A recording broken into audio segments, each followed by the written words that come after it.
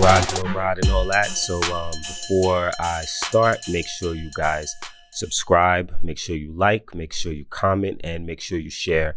We'll get back to that at the end of the video. So if you guys hear like a weird buzz or anything like that in the background, it's because the AC has to be on constantly, and the AC in my house comes on really violently sometimes, like I don't know why, whatever, but we're at that point in the year in Qatar where the AC has to be on all the time because we just hit that point where it's super hot all day, every day, even late at night and early in the morning. And we haven't even hit our hottest. We're not even close, but AC has to be on all the time, everywhere. So you can't do anything outside unless you're like a maniac like me. Like I might go outside and, you know, walk around the compound, run, maybe even do a workout. I don't do that stuff as much as I used to. I used to do that stuff like all the time, pretty much any time of the year. As the years go by, I get a little more sensitive to the heat, but I mean, and the funny thing is I'm the type of person I sweat like crazy. I don't like to be out in the heat otherwise, but if I'm doing anything active, I can do it in pretty much any heat. Like it doesn't bother me. So yeah, we're just at that point in the year where the AC has to be on, but if you do hear like a crazy buzz in the video or something, just don't mind it. I'll try to, you know, attack that in post-production or whatever.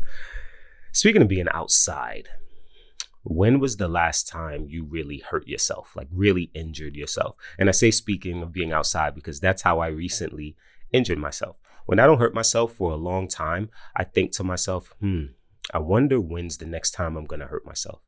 Like really, like it could be like a random Thursday, you know, and I think to myself, I could just be like at work or I'll be at home watching TV or something. And I'm like, when's the last time I hurt myself? You know, was it when I dropped a plate on my finger in the gym, you know, like a weight plate?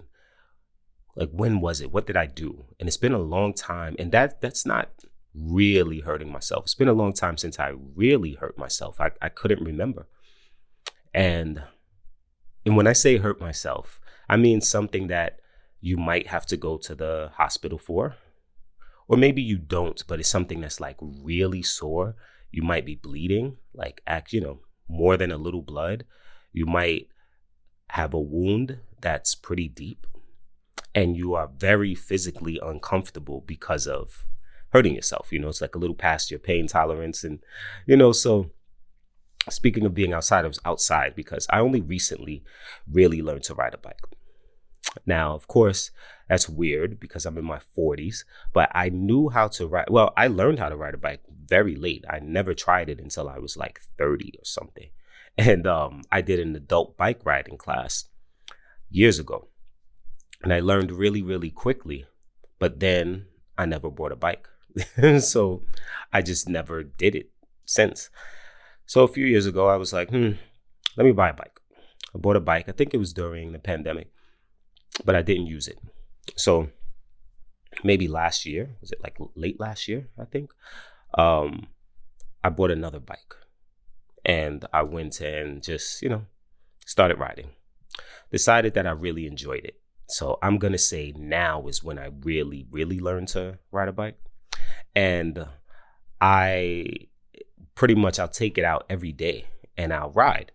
And I really enjoy it. And I'm watching other people ride, and I'm watching people who can really ride really well and see what they're doing and try to emulate some of these things. I watch videos. I know it's just bike riding, but I'm like this about everything. Once I get into something, I'm like really what the IB learning really wants you to do, like inquiry learning or inquiry, however you want to say it. I'll watch videos.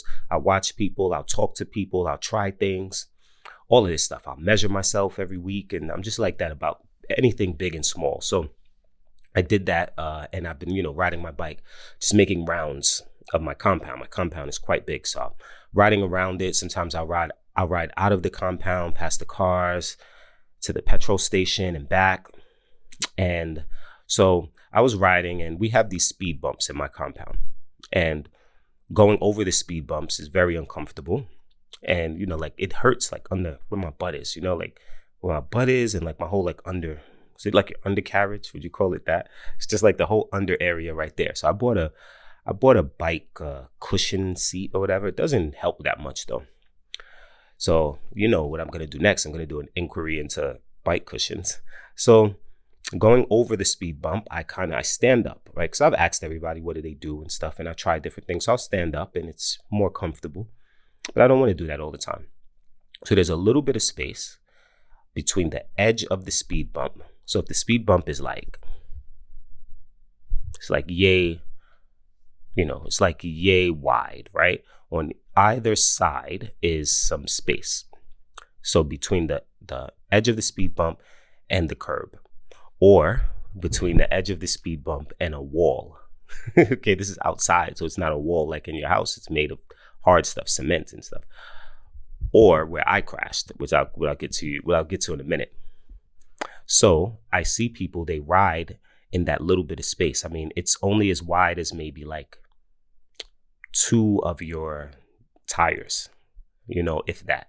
Yeah, about 2 of your tires. Yeah, what I'm saying. So, you have to hit it with precision to go through it. And then you don't have to go over the speed bump, but you have to go through that little space with precision. So I see people all the time. Some people never go through that space. Some people do the speed bumps. I decided I want to be somebody who can hit that space with precision, go through that little space that's only about 2 bike tires wide, so I don't have to always go over the speed bump and hurt my undercarriage. So I started doing that. And then I saw people who would do it no matter, they do it at a nice speed, because I'd always slow down. At first I would slow down a lot. I would brake.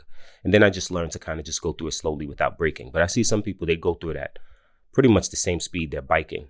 And they'd approach it at angles and just manipulate the bike and do all kinds of stuff like that. So I'm riding my bike every day and I'm feeling like I'm getting good.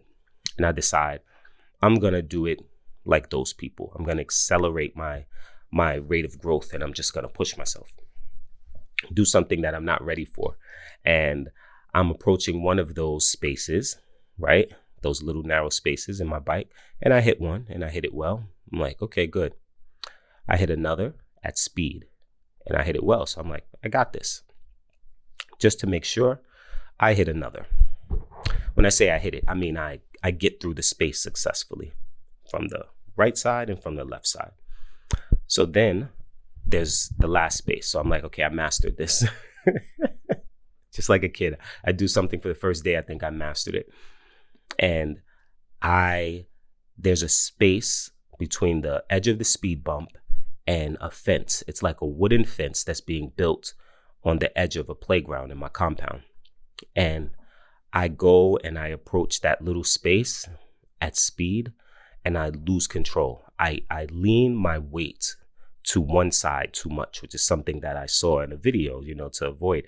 And I lean my weight to one side, I lose control, and I start to fall off the bike. I didn't brake quick enough. I start to fall off the bike and I hit the wall. And I hit the wall, but I'm also falling. But I hit it at speed and I'm scraping myself. You may can see some of me. See that? That's the good version right there. Okay, can you hold on? See that? I didn't even know my brown skin could get that color. So I'm falling, I'm scraping, and I start to fall to the ground. My bike just bashes against me, against my arm, against whatever, and I fall all the way to the ground, like to a knee. Like I thought I could stop my fall, but so many different things were happening, and I fall to a knee just right on the ground. I didn't have on shorts, but I had on thin like workout pants, and my knee just scrapes against the ground, and the bike hits me in all types of weird places. My unprotected arm scrapes against the wall being built, the fence being built, and I'm not sure what to try to tend to first, so I just can't figure it out because also I'm thinking, I'm falling, like I'm injuring myself. This is wild. I'm also thinking it's probably embarrassing if there are people around, but there weren't, which is strange. So I got to get over that one really quickly, but also I was like, what do I try to stop first? But I couldn't really stop any of it. So I even got some injuries here, my hand. You can see those aren't injuries, but I have like scrapes and stuff like that. But what happened here, that's like an injury, that needed ice and stuff. And look, it's still like pretty bad. And so I I get bruised up really, really badly. This was like bleeding pretty badly. And I didn't want to even look at my knee because I knew it was bad. But I'm far from the compound. So I had to get back on the bike. Now, I have a pretty high pain tolerance. So I can brush off a thing in the moment, but also like I couldn't walk. I would have rather walk my bike back to my compound, licking my wounds. But I was far. So I was like, the easiest thing is to just ride the bike. So I just got back on the bike. I'm bleeding crazy and everything like that. But I'm not feeling it that much, but I've hurt myself before. I know I'm going to feel this later. And as I'm riding on the outskirts of the compound, I see my kids, but they're kind of far from me. They're like, "Hi, Daddy." I'm like, "Hi, hi, hi." Like everything's fine, right? Because my daughter sees it. She's one of those people, she's going to freak out. She's like, "Oh, you're bleeding. Oh, you're bleeding. You're bleeding." So I'm just trying to stay cool. Then I see like a student of mine. He's like, "Hi, Mr. Rod." I'm like, "Oh, yeah, yeah," waving my bloody arm in the distance. And so I keep riding, and I'm riding around the compound, and I get home, and I'm like, "Oh, let me check out what happened." And yeah, I'm bleeding from different parts, but not only bleeding, it's like the worst cut I've had in a long time. Like you can see, it's down to the white meat, as we say in our culture, it's down to the white meat, And I'm like, damn, I haven't had a cut like that in maybe ever, And damn, I have it in my 40s, which means I'm never gonna heal. It's always gonna be there. It's never ever gonna get better. So I'm like, man, well, thank God that it wasn't my face. And also I didn't like break anything like this on my forearm here, my wrist or whatever. It's some kind of deep bruising. But and the crazy thing is my test, like my test to see if I'm hurt or not, is I was like, can I still work out? So I did a quick assessment of like all my joints and muscles and everything like that. And I was like, could I squat? Could I deadlift, even though I'm not deadlifting if I wanted to? I'm not deadlifting now. I was like, can I bench? Can I jump? I'm like thinking, oh, can I sprint? I'm thinking all of these things, and I'm like, oh, I can do all of it. So I'm not really injured. But once the adrenaline wore off and everything, like these bruises hurt. These wounds hurt. They're the kind that couldn't touch anything, because when you go down that deep in layers of skin, so I show my wife or whatever like that, and tell them, I got to get proper bandaging and stuff. It's bad when you got to get like proper bandaging, proper like healing, ointments and stuff like that. But we had some stuff in the crib, obviously, because we have kids. So I start to patch myself up and everything. I take a shower, it's coming. Water hit those wounds. I was like, yeah, damn. The water killed me. It was bad sore. No one could tell, right? Because I wasn't loud about it and no one could see because I shower alone. But it was sore. So yeah, since then I've just kind of been managing it. I think it's been like a week or something. It's still pretty sore. Obviously it's not that healed, but I had to go through the process of like, when do I cover it? How do I shower and not scream?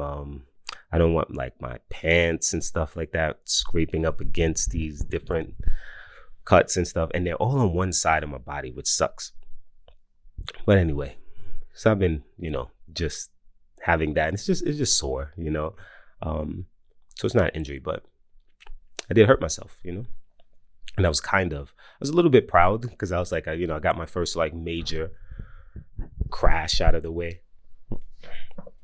Sort of like when I first started driving and I got like my first major crash. Actually, I wasn't proud. I was very sad. It wasn't my car. And, then I crashed a bunch after that. And I haven't crashed since. Like I had like a period in my life where I was crashing like every 30 weeks.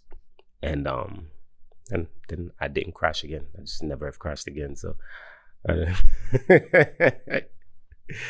but yeah, when's the last time you hurt yourself? When's the last time like you did something and it was like, man, this hurts?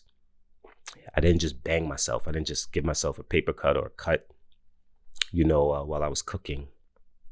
Because I know someone like my teaching assistant, she had cut herself cooking, and she cut herself really deep. I think on the thumb. And yeah, like she had to get some major work on that, So um major bandaging, and I believe she cut it down to, I think, even like the feeling and the functioning was altered, it was that kind of thing. So that would qualify. She can be like, yeah, it was that, So yeah, when's the last time you like really, really hurt yourself, Yeah. So you're old when you're the way you prove that you aren't that old is comparing yourself to people of a certain age.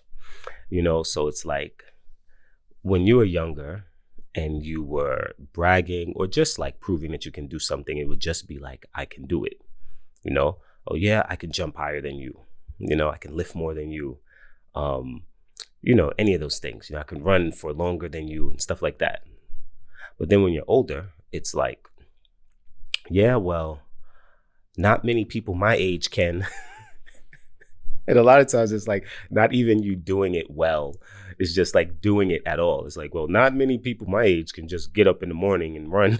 It's because you're old, This is my kids. They were like, what happened, man? I was in the living room and they started roasting or whatever, and they were talking about like hairlines and stuff like that. And, obviously I got a big old forehead.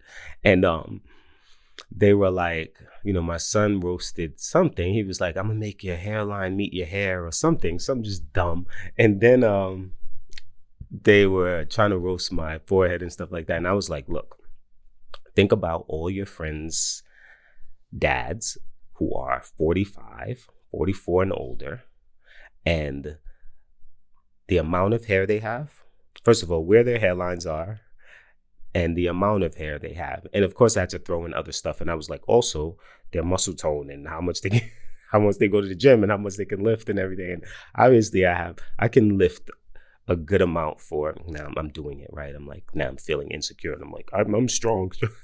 But I can lift a good amount for a person, period, no matter what age, because I've been lifting a while, but especially more than most men my age. So I'm like, but check this out. I'm like, so they start thinking of their dads, like they go through the thought process out loud, and they're like, yeah, they name one person. I'm not gonna say their names. The off chance they see this video, they're like, so and so's dad, yeah, he's bald, he doesn't lift. So and so's, yeah. But then they find like a person who's better. They're like, oh, what about Emily's dad?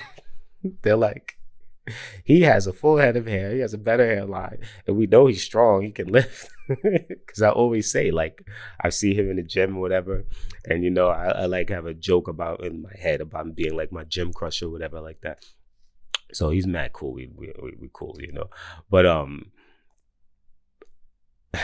I was just thinking about something because one time we were in the pool and I was really doing well that time as far as working out and stuff and physique and everything. And I remember I was in the pool and he was there and another neighbor said something like, oh, talking about me. It was like, Rod is here, do you feel, she said something like, do you feel like you're not the top one anymore or something like that? It was just a joke. She was ribbing. She was trying to get his goat, but he didn't care, obviously, but this stroked my ego a little bit. I was like, yeah, I know I'm doing. Just the fact that she felt like I was competing with him. It's just, whatever. I needed my ego stroked. I was working hard in the gym, and get older, and it felt good. So anyway, but he's more fit than I am. He's like a big Viking. He's probably at least my age, and he's I got to give it to him. He's doing his thing. It's goals. He's goals.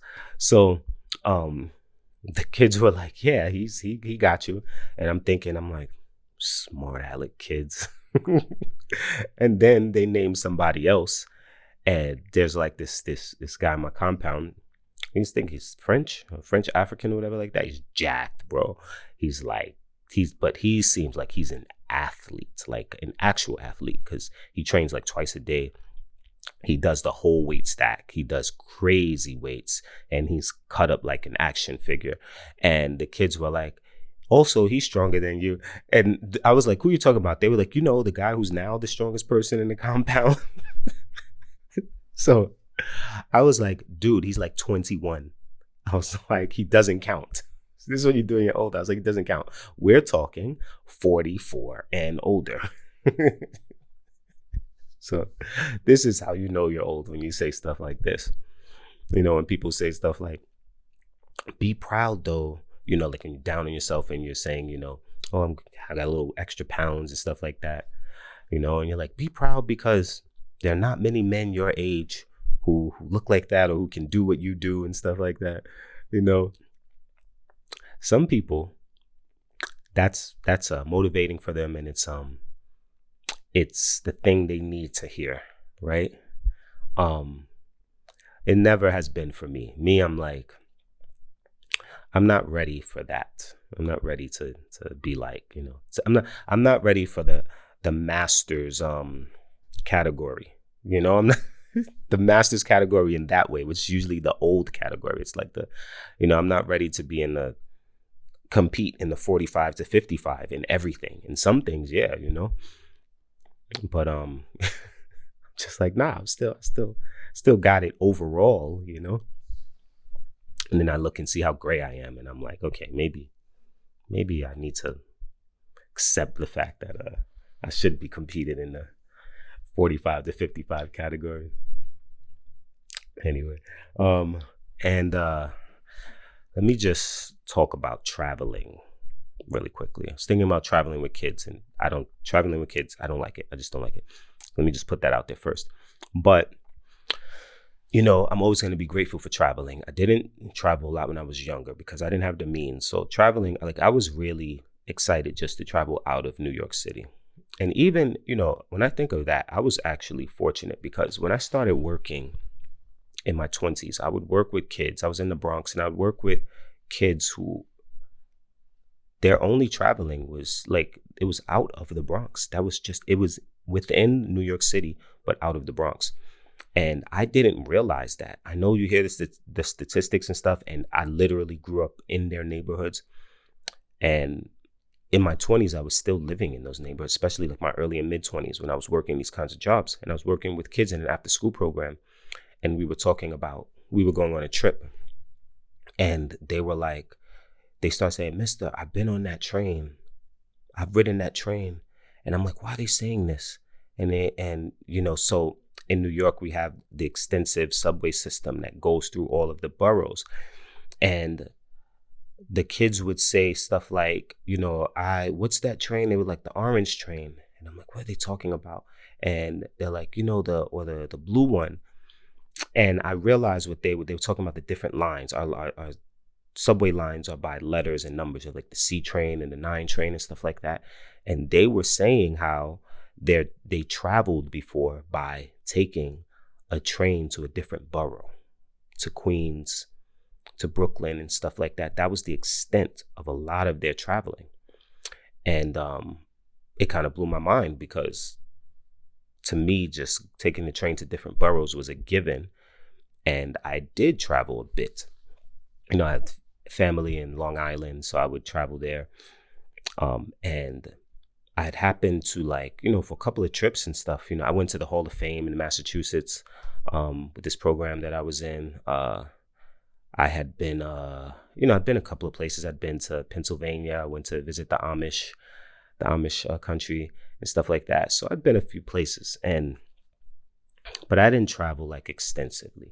But thankfully, I didn't have the kind of, I guess I can say, closed or kind of narrowish mindset that can, not always, that can accompany a lack of traveling. Because part of it I'll attribute to my mom, because the way she just told me about people and life, it was non-judgmental for the most part, and it had a lot of perspective and variety. And she wouldn't only talk about people where I lived.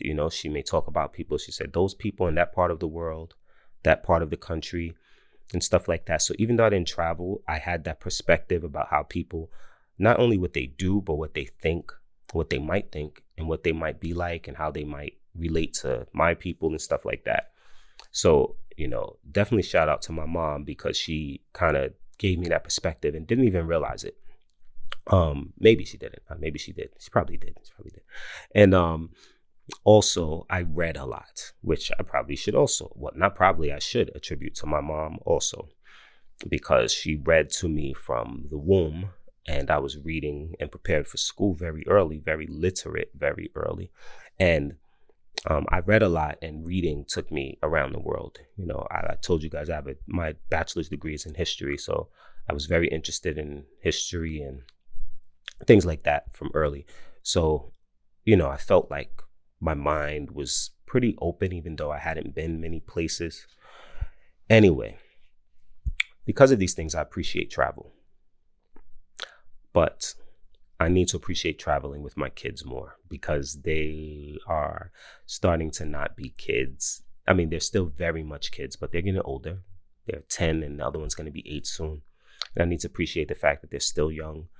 And I did a lot of complaining about traveling with them as babies, and as toddlers and very young children, and how uncomfortable it is and how I and the mom would be so uncomfortable traveling with them. But to appreciate your kids being young, you need to appreciate all the parts of them being young.